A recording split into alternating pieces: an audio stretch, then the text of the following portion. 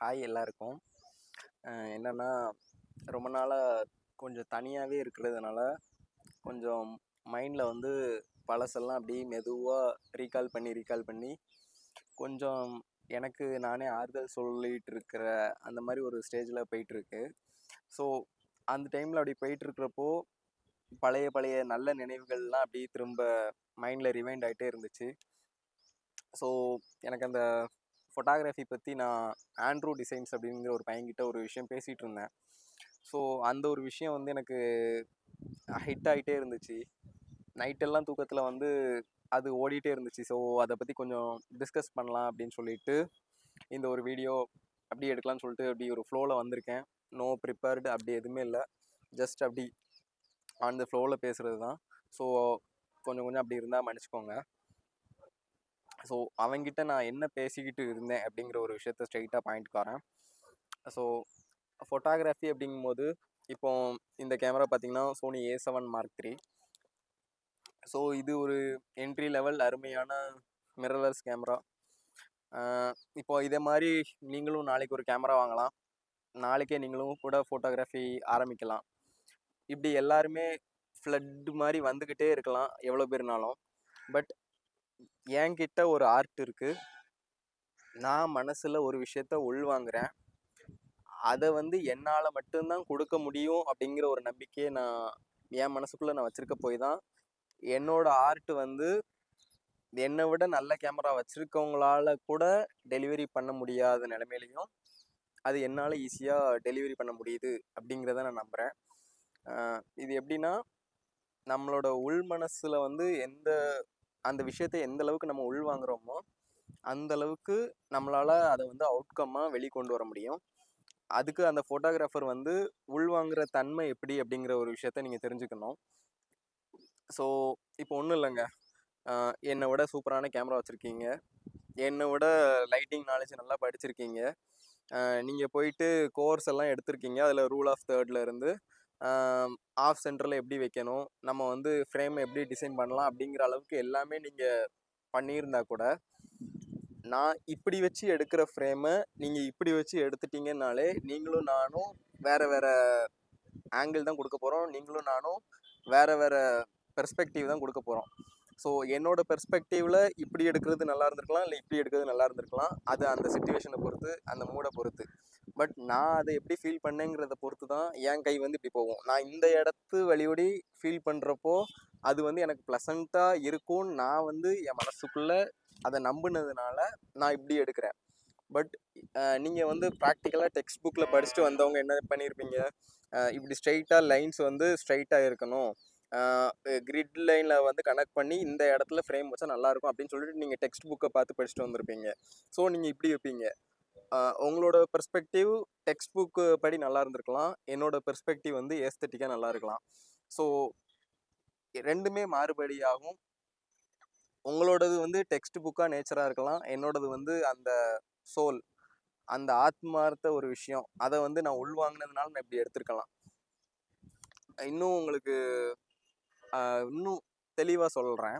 ஒரு பன்னிக்குட்டி வந்து சேத்துல விளாண்டுட்டு இருக்கு. எத்தனை பேர் நீங்கள் வந்து அதை விருப்பப்பட்டு பார்ப்பீங்க? எத்தனை பேர் சாக்கடை நாற்றத்தை கண்டாலே நாறுது அப்படின்னு சொல்லிட்டு அந்த இடத்த விட்டு மூவ் அவுட் பண்ண பார்ப்பீங்க? பட் அது வந்து அழகு, அது ஒரு ஆர்ட் அப்படின்னு சொல்லிட்டு சாக்கடைன்னு பார்க்காம நீங்கள் மண்ணில் உட்காந்து படுத்து உருண்டு எடுக்கிறவன் அதை வந்து ரசித்தா மட்டும்தான் அது முடியும். அந்த ரசனை வந்து ஒரு மனசில் உள்ளே இருக்கணும். இது எப்படி உள்ளே இருக்கும் அப்படிங்கிறது ஒரு உதாரணமாக சொல்கிறேன். ஆஸ் அ ஃபோட்டோகிராஃபராக இது வந்து ஃபோட்டோகிராஃபர் மைண்ட் வந்து எங்கெல்லாம் இருந்து இந்த ஒரு விஷயங்களை அப்சர்வ் பண்ணும் அப்படிங்கிற ஒரு விஷயத்த நான் சொல்கிறேன். 2 வருஷம் முன்னாடி நாங்கள் ஒரு கம்பெனியில் வேலை பார்த்தோம். ஸோ வலுக்கட்டாயமாக ஒரு பொண்ணை அங்கே கூட்டிகிட்டு வந்து வேலை பார்க்க வச்சு நான் உட்காந்து சைட் அடிச்சிட்டு இருந்தேன். சரி, ஓகே, அந்த கதைக்குள்ளெல்லாம் வரல. But yeah, coming to the point. இப்போ அவங்க வந்து இதே மாதிரி ஒரு டேபிளில் உட்காந்துருக்காங்க. அவங்களுக்கு முன்னாடி இப்படி ஒரு கம்ப்யூட்டர் ஸ்க்ரீன் இருக்குது. கம்ப்யூட்டர் ஸ்க்ரீனுக்கு அந்த டேபிள் வந்து நல்லா பிளைன் ஒயிட்டில் இருக்கும், கம்ப்யூட்டர் ஸ்க்ரீன் ஒரு பிளாக் அந்த டெக்ஸ்சர்ஸில் இருக்கும். ஸோ இது எதுவுமே நம்மளோட மைண்டை வந்து அஃபெக்ட் பண்ணாது. பேக்ரவுண்ட் பார்த்தீங்கன்னா ஃபுல்லாகவே ஒரு அந்த ஷோரூம்னாலே பார்த்தீங்கன்னா ஒரு மாதிரி black colours and white colours இந்த மாதிரி கலர்ஸ் மட்டும் தான் யூஸ் பண்ணுவாங்க. மேக்ஸிமம் அதர் கலர்ஸ் பக்கம் ஷிஃப்ட் பண்ண மாட்டாங்க. ஸோ அது வந்து ஒரு பாஷாக அப்படி தெரியணும் அப்படிங்கிறதுக்காண்டி. ஸோ ஒரு ஃபேஸ் அப்படிங்கிற ஒரு இடத்துல வந்து லைட் சோர்ஸ் வந்து இந்த கம்ப்யூட்டருக்கு முன்னாடி இவங்க உட்காந்துருக்கிறதுனால டேரெக்டாக அப்படி விழும். இவங்க வந்து கண்ணாடி போட்டிருப்பாங்க. கண்ணாடி போட்டிருக்கிறதுனால நான் இப்படி வந்து இப்படி சைட் ஆங்கிளில் உட்காந்துருப்பேன். சைட் ஆங்கிளில் உட்காந்துட்டு அங்கேருந்து இப்படி சைட் அடிப்பேன். சரியா? இப்போ இவங்க ஃபேஸில் வந்து இந்த இந்த கம்ப்யூட்டர்ல இருந்து வர்ற பிரைட்னஸ் லெவல்ஸ் வந்து அவங்க ஃபேஸை வந்து எக்ஸ்போஷர் கொடுக்கும். கொஞ்சம் ஒரு பிரைட்னஸ் கொடுக்கும்னு வச்சுக்கோங்களேன். இப்போ பேக் லைட்டுக்கு பார்த்தீங்கன்னா இவங்களுக்கு தலைக்கு மேலே ஒரு ஒரு சீலிங் லைட் மாதிரி ஒன்று வச்சுருப்பாங்க. அது வந்து நம்ம ஷோரூம்ஸ்லாம் பார்த்தீங்கன்னா ஒரு வட்டமாக நடுவில் வந்து ஒரு சின்ன எல்லோ கலரில் ஒரு டிம் லைட் மாதிரி வச்சுருப்பாங்க. அது கொஞ்சம் அந்த ப்ராடக்டை வந்து அட்ராக்டிவாக காட்டுறதுக்காக உள்ளது. அது வந்து இவங்களோட தலைக்கு நேர மேலே இருக்கும். பட் அது ஃபால் ஆஃப் ஆகுறப்போ ஒரு சைட் ஆங்கிள் இருந்து பார்க்குறப்போ இந்த ரிம் லைட் மாதிரி அவங்க தலை மேலே இருந்து இப்படி ஷோல்டர் வரைக்கும் இப்படி விழும். ஸோ அது வந்து ரிம் லைட்டாக இப்படி ஒன்று நேராக அவங்க சிஸ்டமை பார்த்து ஒர்க் பண்ணும்போது அவங்க ஃபேஸில் இந்த லைட்டு ஒன்று, கீ லைட்டு, பேக் லைட்டு கிடச்சிட்டு பேக்ரவுண்டுக்கு வந்து சுத்தமாக லைட்டே போகாது. ஏன்னா அது வந்து ஒரு பிளாக் கலர். சைட்லேருந்து பார்க்குறப்போ நமக்கு வந்து ஒரு சூப்பர் ஃப்ரேமிங் கிடச்ச மாதிரி ஒரு ஃபீல் இருக்கும். பட் என்னன்னா அந்த இடத்துல ரொம்ப நேரம் உட்காந்து பார்த்தாலும் அவங்க வந்து கண்ணாடி போட்டிருப்பாங்க. அதனால அவங்க கண் விழிகள் வந்து அவ்வளோ கரெக்டாக தெரியாது. கண்ணாடியில் வந்து கிளார் அடிக்கும். இவங்க வந்து அதாவது மடியில் வந்து ஏதோ ஒரு புக்கை பார்த்து டேட்டா என்ட்ரி மாதிரி இங்கே உள்ளதை அங்கே டைப் பண்ணிட்டு இருப்பாங்க. ஓகேயா? அந்த மாதிரி பண்ணிட்டு இருக்கிறப்போ இவங்க வந்து இப்படி குனிகிறப்போ இவங்க அந்த ஸ்க்ரீன் வந்து இவங்க கண்ணில் வந்து டைரெக்டாக மீட் பண்ணாது. ஆனால் இவங்க ஃபேஸ் வந்து எலிமினேட் ஆகிட்டு அந்த லூமினன்ஸ் ஏறிக்கிட்டே இருக்கும். இவங்க ஃபேஸில் வந்து அந்த லூமினன்ஸ் ஏறிக்கிட்டே இருக்கும். இங்கே வந்து அந்த கோல்டன் கலரில் லைட்டிங் வந்து பேக்ரவுண்ட்லேருந்து இந்த ஹேண்ட் ஷோல்டர்ஸ் இந்த எட்ஜ் வரைக்கும் எல்லா பக்கமும் விழும். ஸோ நம்ம சைட் ஆங்கிலேருந்து பார்க்கும்போது ரிம் லைட்டு, ஃபேஸில் கீ லைட்டு சூப்பராக இருக்கும். இவங்க இப்படி குனிகிறப்போ மட்டும்தான் இவங்களோட கருவிலியே நம்மளால் பார்க்க முடியும். அந்த ஒரு இப்போ 4 வருஷம் 5 வருஷம் அந்த டைமில் ஒரு 55 to 200 நிக்கான் 3300 அந்த மாதிரி கேமரா வச்சுட்டு நான் வந்து பேர்ட் ஃபோட்டோகிராஃபி பண்ணுறதுக்கு எங்கிட்டாவது போவேன்.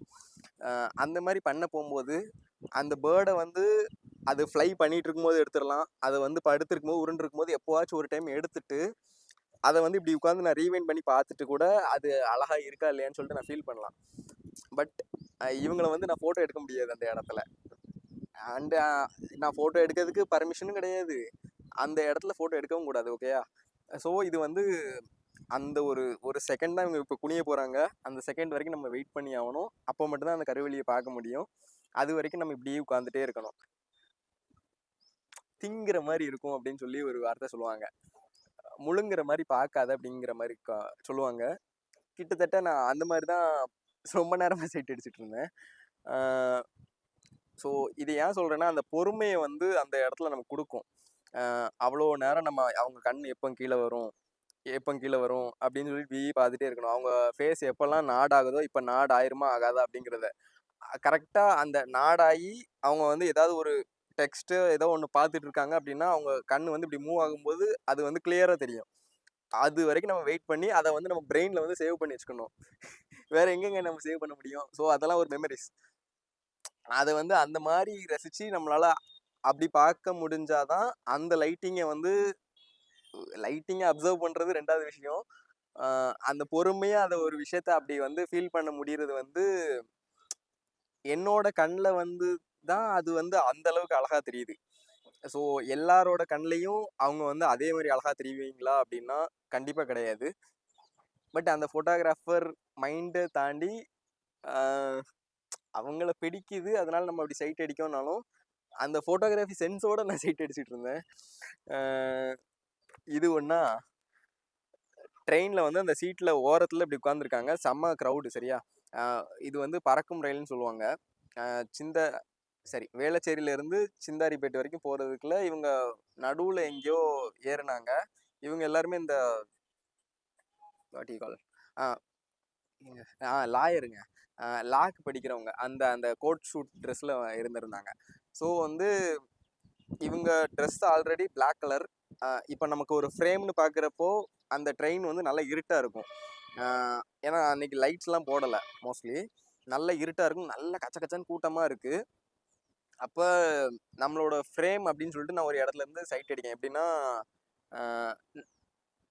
என்ன சொல்ல, முன்னாடி வந்து இந்த கிரில்லு மாதிரி நம்ம படிக்கட்டில் ட்ரெயினோட படிக்கட்டில் ஏறின உடனே, நீங்கள் லோக்கல் ட்ரெயினில் போனீங்கன்னு தெரியும், படிக்கட்டில் ஏறின உடனே இந்த மாதிரி ஒரு கிரில் டைப்பில் இந்த கம்பி கம்பியாக போட்டிருக்கும். அதுக்கப்புறம் நம்ம உள்ளே போய் இப்படி உட்கார்றதுக்கு சீட்ஸ் ஒரு 2 சீட்டு 2 சீட் அந்த மாதிரி இருக்கும். ஸோ இவங்க வந்து அந்த சைட் சீட்டில் உட்காந்துருக்காங்க. அவ்வளோ கூட்டத்துக்கு நடுவில் நான் இந்த கிரில்லுக்கு இங்கிட்டு இருந்து பார்க்குறேன். இங்கிட்டு இருந்து பார்க்குறப்போ எனக்கு கிரில்லு வந்து ஒரு 4 ரவுண்டாக இருக்குது. அவங்க வந்து அந்த அந்த சைடு இந்த இது பேர் என்ன, நம்ம விண்டோ சீட்டில் வந்து அந்த சைடு ஒரு 3 கம்பி இருக்குமா, கம்பியிலேருந்து 3 லைன் வந்து அவங்க மூஞ்சில் அந்த சைட்லேருந்து லைட்டு வெளியிலேருந்து லைட் சோர்ஸ் வருது. அந்த 3 லைனில் பட்டு அவங்க அந்த 3 லைனும் அவங்க ஃபேஸில் படுது. நான் இங்கேருந்து சைட் அடிக்கும்போது இந்த பிடிக்கிற கம்பி ஒன்று இப்படி இருக்கும்ல, இது கொஞ்சம் இன்டரப்ட் பண்ணுது. அது போக அந்த இந்த இந்த பேர் என்ன, இந்த கிரில் கம்பியும் இருக்குது. ஸோ இது எல்லாமே எனக்கு 4 ரவுண்ட் எலமெண்ட்டு. ஃபுல் இருட்டாக இருக்குது. திடீர்னு நல்லா ஃபாஸ்ட்டாக போயிட்டு இருக்கும்போது திடீர்னு ஒரு இடத்துல மட்டும் பளிச்சுன்னு அவங்க ஃபேஸில் வந்து அந்த லைட் அடிக்கும். லெஃப்ட் சைட்லேருந்து அந்த சன் வந்து டக்குன்னு அவங்க ஃபேஸில் ஹிட் பண்ணும். சரியான ஒரு லோக்கி ஃபோட்டோகிராஃபியோட கான்செப்ட் அது. அவங்க ஃபேஸில் மட்டும்தான் லைட் இருக்கும். ஏன்னா ட்ரெஸ் கோடு வந்து பிளாக்கு, அதனால ட்ரெஸ்ஸும் வந்து லூமினேட் ஆகலை. ஃபேஸ் மட்டும்தான் லூமினேட் ஆகுது. அப்படியே பார்த்துட்டு இப்படி எனக்கு கண்ணை வந்து அந்த இடத்த தாண்டி வேறு எந்த இடத்துக்கும் எடுத்துகிட்டு போகிறதுக்கான பாசிபிலிட்டிஸே இல்லை. அப்படியே பார்த்துட்டு அப்படியே ஃப்ரீஸ் ஆகி போய் அப்படியே இருக்கேன். இது வந்து ஒரு லோக்கி ஃபோட்டோகிராஃபிங்க. நான் வந்து அந்த அந்த பொண்ணை வந்து எப்படி சைட் அடிச்சேங்கிறத தாண்டி அந்த ஃப்ரேமை வந்து நான் எப்படி ஃபீல் பண்ணேன் அப்படிங்கிற ஒரு விஷயம் வந்து அந்த லைட்டிங் சென்ஸ் மூலமாகவும் இருக்குது. பொண்ணும் ரொம்ப அழகாக இருந்துச்சு, அது வேறு விஷயம். ஓகே, இது இது வந்து நான் சொல்கிறேன்னு வந்து எதுவும் அஃபண்ட் ஆக வேண்டாம். ஒரு 2 வீக்ஸ் பேக் நாங்கள் வந்து ஒரு கார் ட்ரிப்பில் நான் ஒரு பொண்ணு கூட போயிருந்தேன். அப்போ ஒர்க்லாம் முடிச்சாச்சு. அப்போல்லாம் நான் சைட் அடிக்கவே இல்லைன்னு வச்சுக்கோங்களேன். ஒர்க்லாம் முடிச்சுட்டு நான் திரும்ப அங்கேருந்து வீட்டுக்கு ரிட்டர்ன் ஆகிட்டு இருக்கோம். ஸோ ரிட்டர்ன் ஆகிட்டு இருக்கும்போது நாங்கள் அப்படியே டாக் பண்ணிகிட்டு இருக்கோம். ஸோ அப்போ தான் அந்த அந்த லேட் நைட் இருக்குங்க, ஒரு 10 PM மேலே இருக்கும். அப்போ தான் நான் அது ஏதோ ஒரு இதில் பேசிகிட்டு இருக்கும்போது டக்குன்னு பார்க்கும்போது சைட் அடிக்க ஆரம்பிச்சிட்டேன். சைட் அடிக்கேன்னு எனக்கே தெரியுது, ஆனால் அவங்களுக்கு அது தெரிஞ்சிடக்கூடாதுங்கிறதுல ரொம்ப கான்ஷியஸாக இருந்தேன். பட் இருந்தாலும் அந்த இடத்துல எனக்கு என் கண்ணை வந்து அந்த இடத்துல எடுக்க தோணலை. எப்படின்னா கார் வந்து ஃபுல்லாகவே மேலே சீலிங்லலாம் எந்த லைட்ஸும் மோஸ்ட்லி இல்லை. அந்த பேர் என்ன, ஒரு காரில் ஒரு இந்த ஸ்பீடோ மீட்டரில் பக்கத்தில் அந்த சைடு ஏதோ ஒரு சின்ன லைட்டாக ஒரு மைல்டாக ஏதோ ஒரு ப்ளூ கலர் என்னமோ இருந்த மாதிரி இருந்துச்சு. வேறு எந்த லைட் சோர்ஸும் அந்த சைட்லேருந்து இல்லை. ஹைவேல வந்துட்டு இருக்கிறதுனால இவங்களோட டோருக்கு அந்த சைட்லேருந்து லைட் சோர்ஸ் வந்து இப்படி விழுது. உங்களுக்கு நான் இதை எப்படி சொல்ல, நான் வந்து டிரைவர் சீட்டில் அவங்க ஓட்டுறாங்க, நான் இந்த சைடில் உட்காந்துருக்கேன் சரியா. நான் இப்படி ரைட்டில் திரும்பி பார்க்குறப்ப அந்த சைடு ஹைட்டில் இருந்து நம்மளோட ரோட்லலாம் ஸ்ட்ரீட் லைட் இருக்கும்ல, அந்த ஸ்ட்ரீட் லைட் வந்து அப்படி இப்படி கூடி ஃபாலோ ஆகுது. அது நல்லா டாப்ல இருந்து ஃபாலோ ஆகுறதுனால நம்மளோட காருக்கு மேலே உள்ள இடத்துல தான் மோஸ்ட் லைட்டு வந்து அடிச்சிரும்.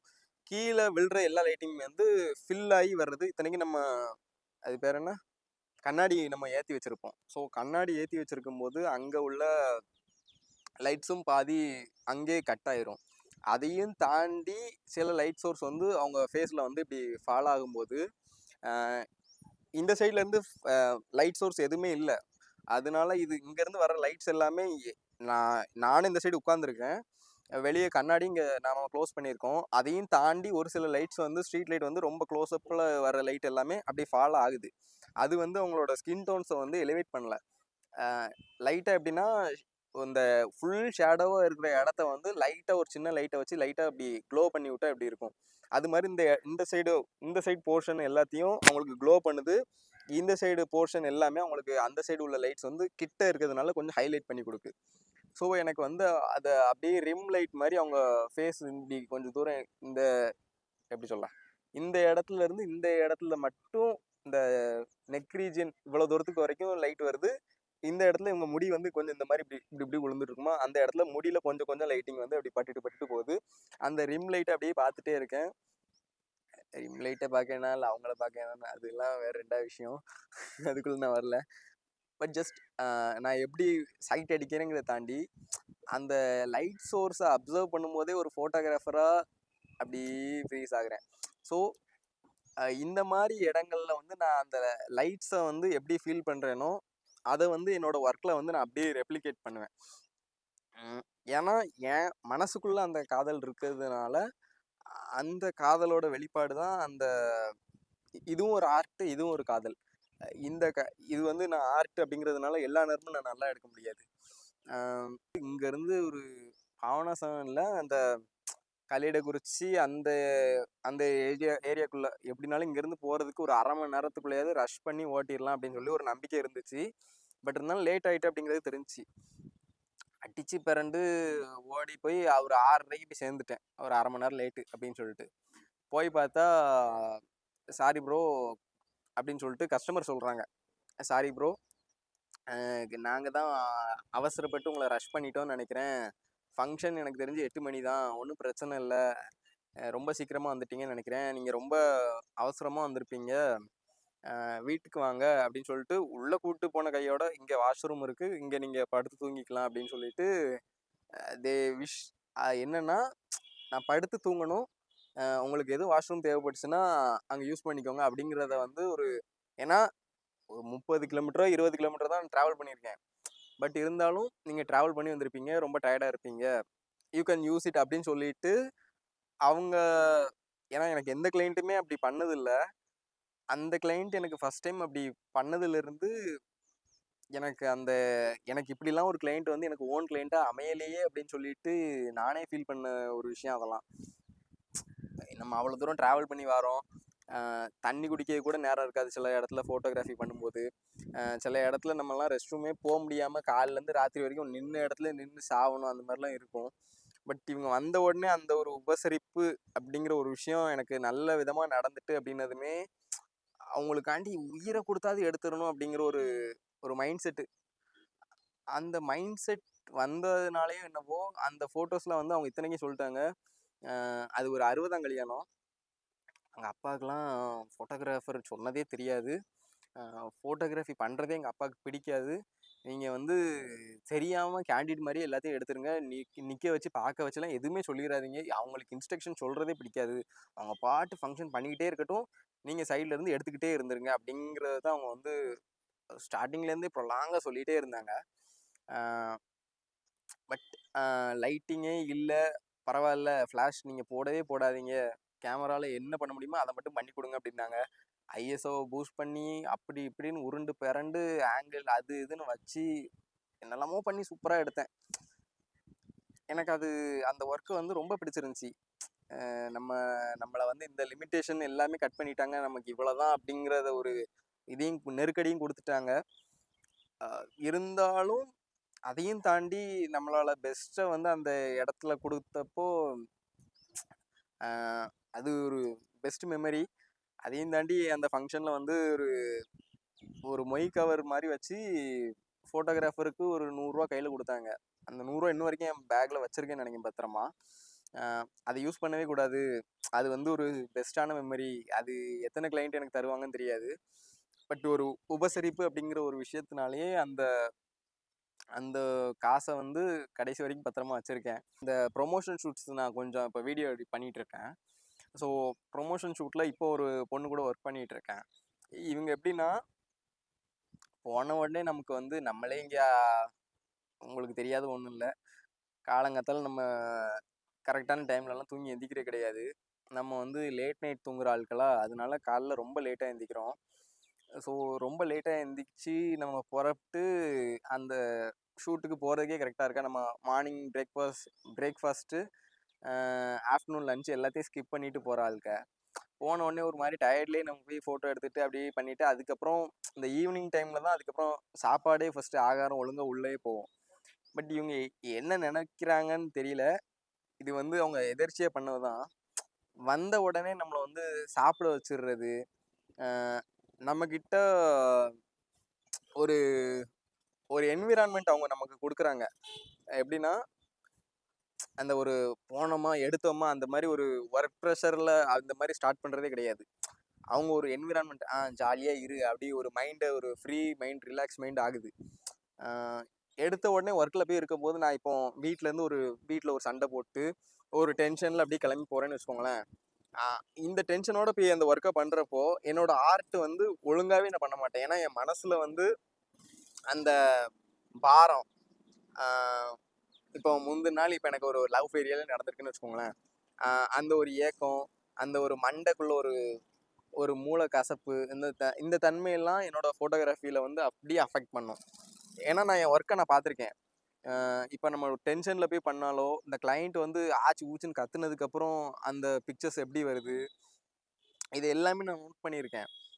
அதனால சொல்கிறேன், அந்த ஒரு என்விரான்மெண்ட்டை வந்து நமக்கு ஒரு மாதிரி சந்தோஷமான ஒரு என்விரான்மெண்ட் அவங்க நம்மகிட்ட கொடுத்த உடனே நம்மளோட பிரெயின் வந்து ஆட்டோமேட்டிக்காக இவங்களுக்கு நல்லா பண்ணணும் அப்படின்னு சொல்லிட்டு ஒரு மைண்டு உள்ளுணர்வே தானாக வருதா, இல்லை நம்ம ஒழுங்காக பண்ணுறோமா, அதெல்லாம் எனக்கு தெரியல. ரெண்டாவது, ஒர்க்கில் நம்ம க்ரியேட்டிவிட்டியில் எவ்வளோ வேணாலும் நமக்கு ஃப்ரீடம் தர்றது. நான் பாட்டுச்சு இப்போ கிம்பிள்லாம் எடுத்திங்கன்னு வச்சுக்கோங்களேன், மோஸ்ட் பீப்புள் வந்து பேன் ஃபாலோ மட்டும் வச்சுட்டு ரைட் லெஃப்ட்டு பேக் ஃப்ரண்ட் இதை மட்டுமே மோஸ்ட்லி பண்ணிட்டு முடிச்சிடுறாங்க. நான் எஃபிவி போட்டு ஸ்லோ ஷட்டர் போட்டு என்னெல்லாமோ பண்ணிட்டு இருக்கேன். அங்கே ஷார்ட் ஒழுங்காக வந்துச்சா ஒழுங்காக வரலையா எனக்கே தெரியாது. ஆக்சுவலாக சொல்கிறேன், எனக்கே தெரியாது. பட் என்னெல்லாமோ நான் பண்ணுறேன். தே கிவிங் மீ அந்த ஃப்ரீடம். நான் ஒரு 3 டேக் 4 டேக் சில இடத்துல போவோம். எப்படின்னா லாஸ்ட் டைம் இது ரொம்ப நோட் பண்ணது லாஸ்ட் டைம் தான். எப்போனா ஒரு ஷாப்பில் ஒர்க்கு போயிருக்க போது மைக் அனௌன்ஸ்மெண்ட் வந்து போயிட்டே இருக்குது. இது வந்து இந்த மைக்கில் வந்து இன்டரப்ட் ஆகிட்டே இருக்குது. ஸோ இது ஒன்று இன்டரப்ட் ஆகும். அப்போ ஒழுங்கான ஷாட் எடுக்கும்போது எவனா ஒருத்தன் குறுக்க போயிடுவான். ஸோ அது கஸ்டமர்ஸ் நம்ம குறுக்க போகிறது நம்ம தப்பு சொல்ல முடியாது.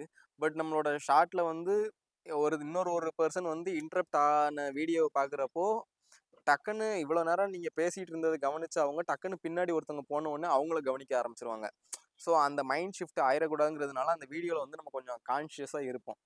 ஸோ அந்த கான்ஷியஸ்னஸ்க்காகவே நம்ம வந்து ஒரு டேக் சரியில்லை 2 டேக் சரியில்லை அப்படிங்கும்போது அந்த ஃபஸ்ட்டு டேக்கில் பாருங்க நம்ம அந்த ஒரு சிரிச்ச ஃபேஸோடு அப்படி ஸ்மைல் பண்ணி அழகாக நம்ம ப்ரெசண்ட்டாக கொடுப்போம்.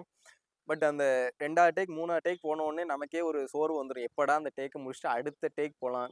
அடுத்த டேக்கில் நம்ம ஃப்ரெஷ் ஆயிடுவோம். பட் அந்த ஒரே டேக்கை வந்து ப்ரொலாங் பண்ணிகிட்டே போயிட்டு இருக்கும்போது கொஞ்சம் அந்த ஒரு இது இருக்கும் தெரியுமா. அவங்க செல்ஃப் மோட்டிவேஷன் பண்ணுறாங்கன்னா அவங்கள அப்படியே பார்த்துட்டே இருக்கேன். திடீர்னு நின்றுட்டே இருக்காங்க எப்படின்னு உடம்பு அப்படியே குலுக்க ஆரம்பிக்காங்க. குலுக்கிட்டு நான் எப்போவுமே அப்படி தான் ஜாலியாக இருப்பேன் அப்படின்னு சொல்லிட்டு அவங்களே அதை ஜஸ்டிஃபிகேஷன் வேறு பண்ணிக்கிறாங்க. பண்ணி முடிச்சுட்டு அவங்க அந்த அந்த ஒரு மாதிரி சந்தோஷமான என்விரான்மெண்ட்டை க்ரியேட் பண்ணி அவங்களே சிரிச்சுக்கிட்டு அதுக்கடுத்து 3, 2, 1 ஓகே அப்படின்னு சொல்லிட்டு அவங்களே நான் 1, 2, 3 சொல்லுவேன். அவங்க 3, 2, 1 சொல்லிட்டு அவங்க பாட்டு ஆரம்பிக்காங்க. அவங்களோட வே ஆஃப் ப்ரெசன்டேஷனில் வந்து அவங்க எவ்வளோ கான்ஷியஸாக இருக்காங்கிறத வந்து அந்த இடத்துல நான் புரிஞ்சுக்க முடியுது. இப்போ ஒருத்தன் இன்ட்ரப்ட் ஆகிட்டான், ஒருத்தன் வந்து இதாகிட்டானதும் எனக்கு வந்து அப்படிங்கிற மாதிரி ஒரு மைண்ட் வந்துடுது. சடனாக ஒரு எப்பாடா, ஏன்னா இது கை வலிக்கும். கிம்பிள் இவ்வளோ நேரம் இப்படியே பிடிச்சிட்டு இருக்கும்போது என்னடா அடுத்த டேக் போக முடியாதா, என்னடா இங்கே நின்றுட்டுருக்கோம் அப்படிங்கிற அந்த ஒரு ஹெசிடேஷன் இருந்துகிட்டே இருக்கும். பட் அவங்க இந்த சைல்டிஷாக இப்படி ஆடுறது இப்படி பண்ணும்போது எண்ட் ஆஃப் த டே ஒரு பொண்ணை நான் பார்க்குறேன். என்னதான் அது ஒர்க்காக இருந்தாலும் நான் சைட் அடிக்கேன். இந்த மாதிரி விஷயங்கள் நம்ம பண்ணுறப்போ அவங்க எப்படி அவங்கள மோட்டிவேட் பண்ணுறாங்களோ அட்லீஸ்ட் அந்த என்விரான்மெண்ட்டை அவங்க அந்த எப்படி சொல்ல ஒரு மாதிரி எரிச்ச பிடிச்ச என்விரான்மெண்ட்டாக இல்லாமல் என்னதான் நடந்தாலும் நம்ம வந்து ஹாப்பியாக எடுக்கணும் அப்படிங்கிற ஒரு என்விரான்மெண்ட் அவங்க கொடுக்க நம்மளுக்கு அந்த ஒரு ஓகே அதை நல்லா பண்ணி கொடுக்கணும் அப்படின்னு சொல்லிட்டு ஒரு மைண்டில் வந்து ஒரு ஃப்ரெஷ்ஷான ஒரு ஃபீல் வருது. ஸோ அந்த மாதிரி ஒரு ஃபீல் வர்றப்போ ஓகே பரவாயில்ல, கை வலிச்சாலும் பரவாயில்ல, நல்லா எடுக்கணும் அப்படின்னு சொல்லிட்டு நல்லா எடுத்து கொடுத்தேன். இதை ஏன் இவ்வளோ டீட்டெயிலாக சொல்கிறேன்னா இட்ஸ் நாட் ஜஸ்ட் அந்த ஒரு ப்ராக்டிக்கலாக சொன்னீங்கன்னா இதை நீங்கள் படிக்கிறதுனாலையோ இந்த தியரிஸை நீங்கள் அண்டர்ஸ்டாண்ட் பண்ணுறதுனாலையோ இந்த எக்ஸ்போஷர் வேல்யூஸை நீங்கள் வந்து புரிஞ்சுக்கிறதுனால மட்டும் இந்த ஆர்ட்டை வந்து உங்களால் செய்ய முடியாது. அந்த ஆர்ட் எப்படின்னா நீங்கள் எவ்வளோ தூரம் எங்கே இருந்தெல்லாம் உள் வாங்குறீங்க, அது எப்படி ரெப்ளிகேட் பண்ணுறீங்க அப்படிங்கிற ஒரு விஷயம். இப்போ என்னோட ஆர்ட் பார்த்தீங்கன்னா ரொம்ப ஒரு மாதிரி ட்ரெண்டியாக அப்படிலாம் இருக்காது. நானே சொல்கிறேன், என்னோட ஒர்க் வந்து ஆகா ஓகா அப்படி இப்படி நோ நோ நெவர். ஒரு சாதாரண ஒரு கிராமத்து வாழ்க்கையை தான் நான் இன்ன வரைக்கும் வாழ்ந்துட்டு இருக்கேன். ரொம்ப ஒரு ஆகா ஓகா சிட்டிசன்லாம் கிடையாது. ஒரு ட்ரெஸ்ஸிங் சென்ஸ் பாருங்க, ஒரு ஒரு ஓகே ஓகே அவ்வளோதான். பட் நான் எப்படி இந்த உலகத்துல ஒரு காதல் ஸ்டோரியை வந்து ஒரு அப்சர்வா நான் இது வரைக்கும் பார்த்துருக்கேன், நான் எப்படி அதை ஃபீல் பண்ணியிருக்கேன். என்னோட கலர்ஸ் இது நேச்சுரலாக என்னோட ஸ்கின் டோன் பாருங்க, இந்த மாதிரி கலர்ஸ். இந்த ஸ்கின் டோன் கூட நான் ஒர்க் பண்ணுறப்போ அது வந்து எனக்கு கொஞ்சம் ஃபெமிலியரான ஸ்கின்ஸ் நான் பார்த்துருக்கேன். இந்த ஸ்கின்ல உள்ளவங்க எப்படி இருப்பாங்கங்கிறத வந்து நான் ரொம்ப இந்த ஸ்கின் டோனோடய வாழ்ந்திருக்கேங்க. ஸோ எனக்கு இதை விட லூமினன்ஸ் அதிகமான ஸ்கின் டோன் யூஸ் பண்ணும்போது கூட அது கூட நான் இன்னும் ஒர்க் பண்ணி பழகலை அப்படிங்கிறதுனால ரொம்ப ஒயிட்டாக இருக்கவங்களுக்கு வந்து நான் கொஞ்சமே ஆவரேஜாக தான் ஒர்க் பண்ணுவேன். என்னோட கரெக்டான கலர்ஸில் இருக்கவங்களுக்கு பாருங்களேன், அந்த கலர்ஸில் இருக்கிறதுனாலயான்னு தெரில, நான் சைட் அடித்த பொண்ணுங்க லிஸ்ட்லேயும் கூட இந்த மாதிரி கலர்ஸை வந்து நான் மோஸ்ட்லி ப்ரிஃபர் பண்ணியிருப்பேன். ஸோ இந்த மாதிரி கலர்ஸில் உள்ள ப்ரொஃபைல் வந்து என் இன்ஸ்டாகிராம்லேயே பாருங்களேன், ரொம்ப ஒயிட்டான ஆட்கள்லாம் அதிகமாக போட்டிருக்க மாட்டேன். இந்த மாதிரி ஒரு கலர்ஸில் இருக்கிறவங்கள தான் நான் நிறைய கிரியேட் பண்ணியிருப்பேன். இல்லையா, எங்கே இருந்து நம்ம அந்த லவ்வை வந்து உள் வாங்குறோமோ அங்கேருந்து தான் அது வந்து வெளியே வரும். காசியில் போய் ஒருத்தர் வந்து இறந்து கிடக்கிற மாதிரி ஒரு சடலத்தை நம்ம ஃபோட்டோ எடுக்கணும்னா எத்தனை பேருக்கு உங்களுக்கு எடுக்க முடியும்னு எனக்கு தெரியல. ஒரு எப்படி சொல்ல, எரிஞ்சுக்கிட்டு இருக்க உடம்ப போய் எடுக்கணுங்கிறப்போ அதில் வந்து ஏஸ்தட்டிக்கு ஆர்ட் அப்படின்னு சொல்லிட்டு அதில் போய் கரெக்டாக ஃப்ரேம் வைக்கணும். ஃப்ளேம் வந்து உள்ள லென்ஸுக்குள்ளே படுது அப்படின்னாலும் பார்க்கக்கூடாது. பேஷன் அப்படின்னு சொல்லிட்டு உள்ளே கொண்டு போய் கரெக்டாக வச்சு ஃப்ரேம் எடுக்கணும். மண்டை ஓடு பாதி எரிஞ்சு பாதி முகம் தெரிஞ்சு அப்படிங்கிற அளவுக்கு உக்கரமாக எடுக்கணும்னா உங்ககிட்ட அந்த உக்கரம் வந்து உங்கள் மனசில் இருக்கணும். உங்களோட உக்கிரத்தின் வெளிப்பாடு தான் உங்களால் அதை வந்து ரசிக்க முடியும். உங்ககிட்ட எவ்வளோ இறுக்கமான மனசு இருக்கோ அவ்வளோ இறுக்கமான மனசு இருந்தால் மட்டும்தான் அந்த சகிப்புத்தன்மை வந்து உங்ககிட்ட அதிகமாக இருக்கும். இங்கே முக்கால்வாசி பேருக்கு வந்து அந்த சகிப்புத்தன்மை வந்து கம்மியாக இருக்கும். அதனால தான் ஒரு மாதிரி சீனுங்கிற விஷயங்கள் வந்து அதிகமாக ஃபோட்டோகிராஃபியில் வராது. எப்படி சொல்ல, ஒரு 82 அந்த அந்த ஏஜில் உள்ள கேட்டகரியில் இருக்கிறவங்க நான் பார்த்த வரைக்கும் சொல்கிறேன், நான் பொதுவாக தான் சொல்கிறேன் சரியா. உடனே அந்த கேட்டகரின்னு சொல்லி இது பண்ணிடாதீங்க. ஒரு ஸ்லீவ்லெஸ் டாப்லெஸ் அந்த மாதிரி கொஞ்சம் பாடியில் நிறைய ஸ்கின் தெரிகிற மாதிரி உள்ள ஃபோட்டோகிராஃபி வந்து அவங்களால மென்டலாகவே அதை வந்து அக்செப்ட் பண்ணிக்க முடியாது. ஓகேயா, அவங்களோட ஸ்டைல் ஃபோட்டோகிராஃபி எல்லாமே பாருங்கள், டீசெண்டாக கவர்டு ட்ரெஸ்ஸஸ் பண்ணி அந்த மாதிரி எடுக்கிற ஃபோட்டோஸை வந்து அவங்க அதிகமாக லைக் பண்ணியிருப்பாங்க. அதில் வந்து அவங்க ஒழுங்காக எடுப்பாங்க. பட் அவங்களோட ஸ்டைல் அது இல்லைங்கிறப்பவே அவங்க வந்து அந்த அந்த மாதிரி ஃபோட்டோ ஷூட்ஸில் இருந்து அவங்களாவே அவங்க அவாய்ட் பண்ணிக்கிடுவாங்க. அந்த மாதிரி ஆப்பர்ச்சுனிட்டிஸும் அவங்கக்கிட்ட இருந்து ஈஸியாக அவாய்ட் ஆகிருக்கும். பட் யார் இந்த மாதிரி இப்போ எனக்கு இந்த மாதிரி மனநிலை இருக்கோ அவங்கக்கிட்ட தான் அந்த மாதிரி ஆப்பர்ச்சுனிட்டிஸ் வருது, அவங்கக்கிட்ட தான் அந்த மாதிரி ஐடியாஸும் உள்ளேருந்து வெளியே வருது. ரொம்ப வளவளன்னு பேசினாலும் end of the day what's you observe, என்ன கலர்ஸ் நீங்கள் எடுக்கிறீங்களோ அதுதான் உங்ககிட்ட ரெப்ளிகேட் ஆகும். நான் ஒரு மாதிரி இந்த ஆரஞ்சிஷ் இந்த சன்லைட் வந்து இந்த சைடு எனக்கு இப்போ படுதுன்னு நினைக்கிறேன். ஐ ஃபீல் கொஞ்சம் ஒரு சில நேரம் அப்படி இப்படி வந்துட்டு போயிட்டு இருந்தப்போ இந்த சைடு ஒரு மாதிரி எல்லோவிஷ் கோல்டன் கலர்லாம் வந்திருக்கும்னு நினைக்கிறேன். ஸோ இந்த கலர்ஸோட நான் கொஞ்சம் ஃபெமிலியர். இந்த மாதிரி ஸ்கின் டோன்ஸ் ப்ரௌனிஷ் அதில் வந்து கொஞ்சம் என்னென்ன ஐக்கியப்படுத்திக்கிடுவேன்.